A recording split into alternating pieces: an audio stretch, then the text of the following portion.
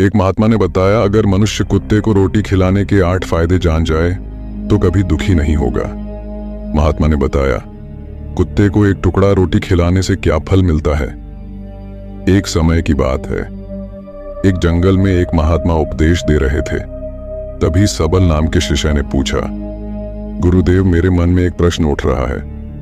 महात्मा ने कहा, भन्नते निसंकोच होकर पूछो, आपके मन में वह कौन सा प्रश्न उठ रहा है। तब सबल ने कहा, गुरुदेव, मैं यह जानना चाहता हूं कि कुत्ते को एक टुकड़ा रोटी खिलाने से मनुष्य को कौन सा फल मिलता है। तभी महात्मा ने कहा, भन्नते, कुत्ते को एक टुकड़ा रोटी खिलाने से मनुष्य को 8 फायदे होते हैं तथा जो भी मनुष्य इन फायदों के बारे में जान जाता है उसका जीवन धन्य हो जाता है और उसको जीवन में कभी दुखों का सामना नहीं करना पड़ता है। जो भी मनुष्य पृथ्वी लोक पर कुत्ते को एक टुकड़ा रोटी खिलाता है उसे 8 फायदे होते हैं और वह जीवन भर सुखी रहता है और उसे मृत्यु के बाद मोक्ष की प्राप्ति होती है।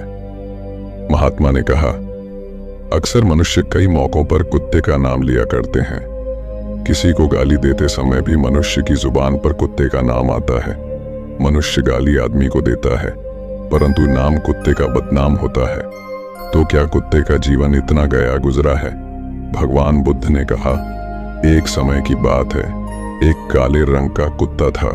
वह बहुत ही लाचार था और भूखा प्यासा था। वह गांव में सभी के घर घर जाता था परंतु उसे कोई भी व्यक्ति रोटी का एक टुकड़ा भी नहीं देता था। वह भूख के मारे इधर उधर घूमता रहता। एक दिन वह गांव के बाहर नदी के किनारे एक ऋषि के आश्रम पर पहुंच गया और ऋषि से कहने लगा, हे मुनिवर, मुझे लगता है आप बहुत ही विद्वान तथा ज्ञानी हैं, इसीलिए मैं भूखा प्यासा आपके पास आया हूं। कृपा करके आप मुझे एक टुकड़ा रोटी का दे दीजिए जिसे मैं खाकर अपनी भूख को शांत कर लूं। तभी वह ऋषि कहता है, हे स्वान, क्या तुम्हें गांव में एक टुकड़ा रोटी का किसी ने नहीं दिया जिसे तुम खाकर अपनी भूख मिटा सको। महात्मा ने कहा, भन्नते, वह कुत्ता ऋषि से कहता है, हे मुनिवर, मैं आपको क्या बताऊं, आप मेरी बातों पर विश्वास नहीं करोगे। तभी वह ऋषि कहता, हे स्वान, तुम बताओ, तुम्हारी बातों पर मैं विश्वास अवश्य करूंगा। मुझे तुम बहुत ही लाचार दिखाई पड़ते हो। तभी वह कुत्ता कहता है, ठीक है मुनिवर, मैं तुम्हें अपनी बीती बताता हूं। महात्मा ने कहा, कुत्ता ऋषि से कहता है, हे मुनिवर, दुनिया के लोगों, हम पर रहम करो। हमारा कोई घर नहीं होता है, कोई आसरा नहीं होता है। कमाकर खाना हमें नहीं आता है, हमें वस्त्र भी पहनने का ज्ञान नहीं है, इसलिए सर्दी, गर्मी और बरसात में हम ऐसे ही घूमते रहते हैं। हमें पढ़ना लिखना भी नहीं आता। महात्मा ने कहा, वह कुत्ता कहता, मुनिवर, आपकी तरह हमें अनुशासन नहीं आता, हमें आपकी तरह बोलना नहीं आता। यह हमारा दुर्भाग्य ही समझिए, परंतु हमें आपकी तरह भूख भी लगती है। चोट लगने पर हमें आपकी तरह पीड़ा भी होती है। हमें आपकी तरह रोना भी आता है। बस इन्हीं 3 कामों में हम आपकी बराबरी करते हैं, इसलिए हम पर दया दिखाइए, हमें और कष्ट मत दीजिए। ईश्वर ने तो हमें वैसे भी कष्ट देकर ही भेजा है, ऊपर से आप लोग हमें परेशान करते हैं। हम आपकी तरह मनुष्य नहीं हैं, हम पराधीन जीव हैं। जब हमारा जन्म हुआ उस समय हमारे आंख कान बंद थे। कह नहीं सकते कि उस समय आपके जन्म पर जैसे नाच गाना होता है, बाजे बजते हैं, खुशी मनाई जाती है। हमारे जन्म पर भी यह सब हुआ होगा। हमारे जन्म पर किसने खुशी मनाई होगी। हम जिस बिछौना पर थे वह रुई का नरम तो था, सर्दी बिल्कुल नहीं लगती थी। मैं मन में सोच रहा था कि किसी बड़े घर में पैदा हुआ हूं, लेकिन जब हमारी आंख खुली तो मैंने देखा कि हमारी माँ, जिसे आप लोग कुतिया बोलते हो, वह अपने 5 बच्चों को छाती से चिपका कर एक राख के ढेर में पड़ी थी। हम 5 भाई थे, बाकी 4 भाई तो लाल और भूरे रंग के थे। मैं अकेला ही काले रंग का था। सबसे छोटा मैं ही था, इसलिए कमजोर था। मेरी माँ हम लोगों के पास कम ही आती थी क्योंकि उसे भी अपने भोजन की व्यवस्था करनी पड़ती थी। यदि वह ना खाती तो हमें दूध कहां से पिलाती। उस एक माँ पर हम 5 भाई निर्भर थे। वह बेचारी अपने भोजन के लिए इधर उधर दौड़ती रहती थी। कभी भोजन मिल भी जाता था, कभी नहीं भी मिलता था, लेकिन वह हमेशा हम 5 का बड़ा ख्याल रखती थी। आखिर वह हमारी माँ थी। वह रात भर जागकर गांव की रखवाली करती थी। किसी की मजाल नहीं थी कि कोई अनजान आदमी बुरी नीयत से गांव की तरफ भी झांक जाए। दूसरे गांव के कुत्ते भी हमारी मां के डर से गांव में नहीं आते थे। गांव के किसी किसान के खेत में कोई जानवर खड़ी फसल खाने आते तो हमारी मां उसे दौड़कर भगा देती। गांव वालों के लिए इतना सब करने के बाद भी कोई मनुष्य तो हमारी मां को भोजन तक नहीं देता था। भोजन के लिए हमारी मां को मजबूर होकर छीना झपटी करनी पड़ती थी। कई बार तो लोग उसे लाठी डंडों से पीट पीट कर भगा देते थे। बेचारी उस दिन भूखी प्यासी रहकर पेट की आग से जलती रहती थी। महात्मा ने कहा, वह कुत्ता कहता है, हे मुनिवर, आखिर भूख तो हमें आपकी ही तरह लगती है। ऊपर से उसे अपने 5 बच्चों की चिंता भी लगी रहती थी।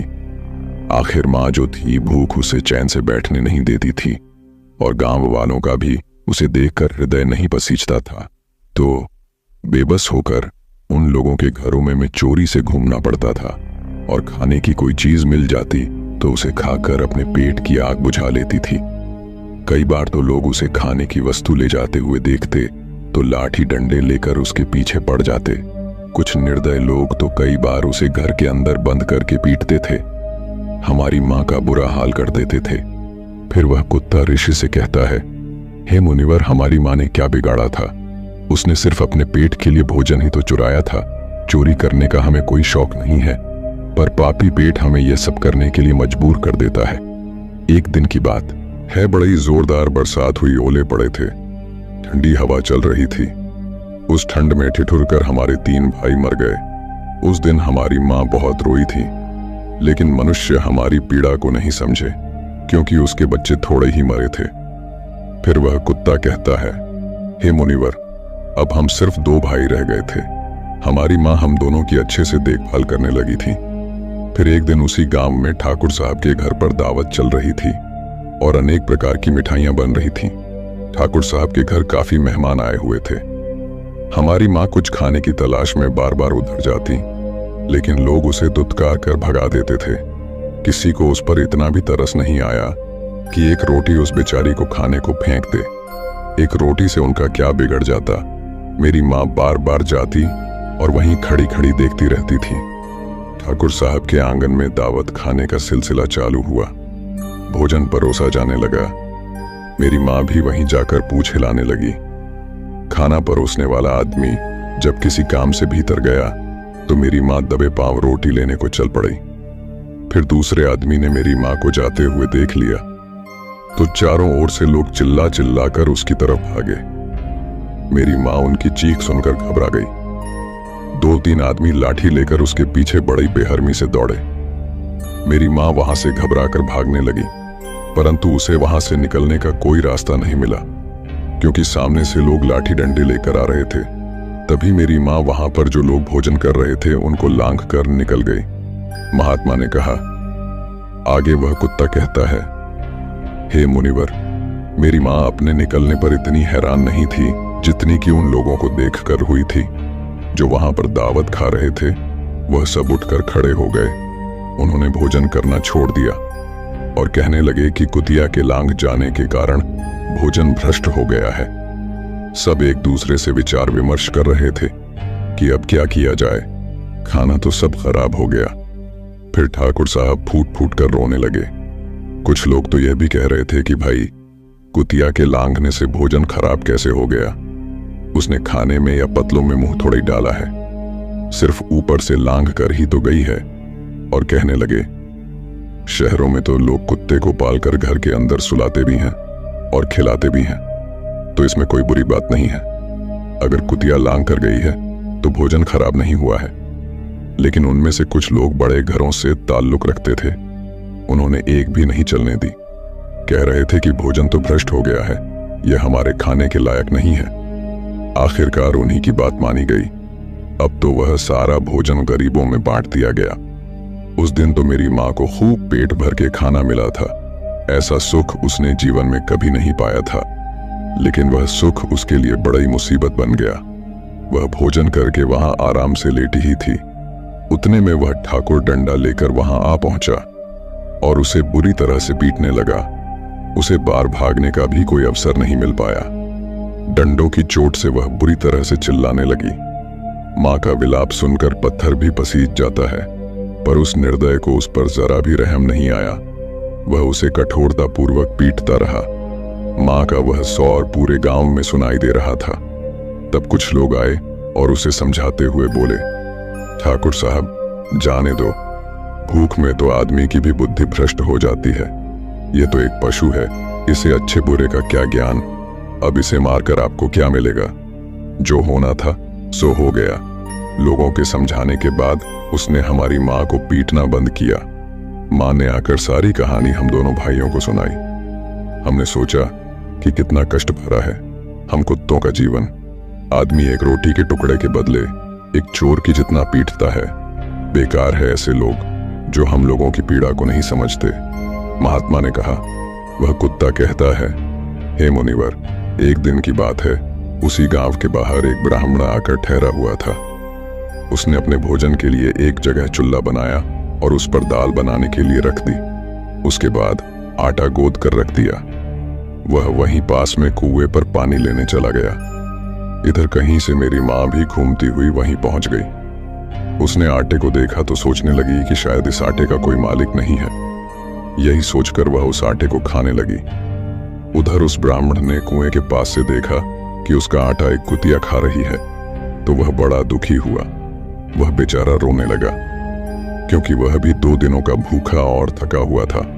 कुछ लोगों ने उससे कहा, अरे ब्राह्मण देवता, इस कुतिया ने तुम्हारा भी आटा बिगाड़ दिया। कल तो इसने ठाकुर साहब की पूरी रसोई बिगाड़ कर रख दी। ब्राह्मण दुखी होता हुआ बोला, भाई, मुझे क्या मालूम था, यह दुष्ट कुतिया मेरे आटे को खाने के लिए घात लगाई बैठी है। ब्राह्मण ने ना आव देखा, ना ताव लाठी लेकर उस कुतिया के ऊपर टूट पड़ा।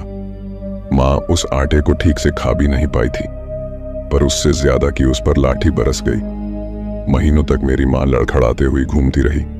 तब उस दिन समझ में आया कि आदमी कितना खुदगर्ज है। हम उसका कोई भी कार्य करते हैं तो भी वह हमें नहीं समझता। आगे वह कुत्ता कहता, हे मुनिवर, हमारी कमी यह है कि हम उन्हीं मतलबी इंसानों के अधीन रहना चाहते हैं जो हमें कष्ट देता है, जो हमें प्यार से खिलाता है। हम उसके कितने काम आते हैं ये उन्हें नहीं पता। उनके घर की रखवाली तो करते ही हैं, साथ ही साथ और भी बहुत सारे लाभ हैं जिन्हें मनुष्य नहीं जानता। महात्मा ने कहा, यदि मनुष्य कुत्ते को रोटी खिलाने के फायदे जान जाए तो अपने जीवन में होने वाले नुकसान से बच सकता है। आज मैं आपको बताऊंगा कुत्ते को रोटी खिलाने के 8 फायदे। मनुष्य को पता नहीं है कि जब भी घर में रोटी बनाई जाती है तो सबसे पहली रोटी गौ माता की होती है और पिछली रोटी कुत्ते की होती है। महात्मा ने कहा, ऐसा ही विधान भगवान ने बनाया था, लेकिन भगवान के बनाए उस विधान को भूलकर मनुष्य अगली और पिछली रोटी स्वयं ही खा जाता है। इसका दुष्प्रभाव उसके जीवन पर पड़ता है। कुत्ता वह प्राणी है जिसको रोटी खिलाने से मनुष्य के जीवन में पड़ने वाले ग्रहों के दोष भी दूर हो जाते हैं। महात्मा ने कहा, कुत्ते को रोटी खिलाने का पहला फायदा, कुत्ते को रोटी खिलाने से शनि का नकारात्मक प्रभाव कम हो जाता है। शनि ग्रह जब अपनी कुदृष्टि डालता है तो हर मनुष्य बर्बाद हो जाता है। जिस व्यक्ति पर उनकी महादशा का आरंभ हो जाता है तो बने बनाए काम अपने आप बिगड़ने लगते हैं और वह मनुष्य आर्थिक तंगी का शिकार हो जाता है। उस स्थिति में व्यक्ति यदि कुत्ते को रोटी खिलाता है तो उस पर शनि का दुष्प्रभाव बहुत ही कम हो जाता है। कुत्ते को रोटी खिलाने का दूसरा फायदा, कुत्ते को रोटी खिलाने से भाग्य आपके पक्ष में हो जाता है। आपके घर के अंदर नकारात्मक शक्ति नष्ट हो जाती है। कुत्ते को रोटी खिलाने का तीसरा फायदा, कुत्ते को रोटी खिलाने से माता लक्ष्मी प्रसन्न हो जाती है और आपके घर में धन दौलत की कभी कमी नहीं रहती है। कुत्ते को रोटी खिलाने का चौथा फायदा, कुत्ते को रोटी खिलाने से आपके ऊपर कर्ज नहीं चढ़ता और जो पहले से आप कर्जदार हैं उससे भी मुक्ति मिल जाती है कुत्ते को रोटी खिलाने का। पांचवा फायदा, कुत्ते को सुबह शाम भोजन देने से आपका व्यापार बहुत अच्छे से चलता है। कुत्ते को रोटी खिलाने का छठा फायदा, कुत्ते को रोटी देने से आपकी आयु में वृद्धि होती है और अटका हुआ धन वापस मिल जाता है। कुत्ते को रोटी खिलाने का सातवां फायदा, कुत्ते को रोटी देने से हमेशा आपका स्वास्थ्य अच्छा बना रहता है और मानसिक रूप से आप मजबूत रहते हैं। आपका मन हमेशा ऊर्जावान रहता है। अच्छे विचार आपके मन के अंदर आते हैं। कुत्ते को रोटी खिलाने का 8वां फायदा। कुत्ते को रोटी खिलाने से भगवान प्रसन्न रहते हैं, क्योंकि भगवान को समस्त जीवों की चिंता रहती है और जो समस्त जीवों पर दया दिखाता है, भगवान भी उस मनुष्य से हमेशा प्रसन्न रहते हैं। भगवान की कृपा सदैव उस परिवार पर बनी रहती है। आपने अपने बुजुर्गों से सुना होगा, कहते हैं कि जब कुत्ता रोता है तो अपशुकुन होता है, कोई संकट आता है, किसी की मृत्यु होती है। इसलिए कुत्ते को कभी रुलाना नहीं चाहिए। इस प्रकार से महात्मा ने सबल को कुत्ते को रोटी खिलाने के 8 फायदे बताए और जो भी मनुष्य कुत्ते को रोटी खिलाता है तो उसे इन 8 फायदों का फल प्राप्त होता है। वीडियो अगर पसंद आया हो तो वीडियो को लाइक और हमारे चैनल टाइम इंस्पायर्ड को सब्सक्राइब करें और अपने दोस्तों के साथ शेयर करें। धन्यवाद।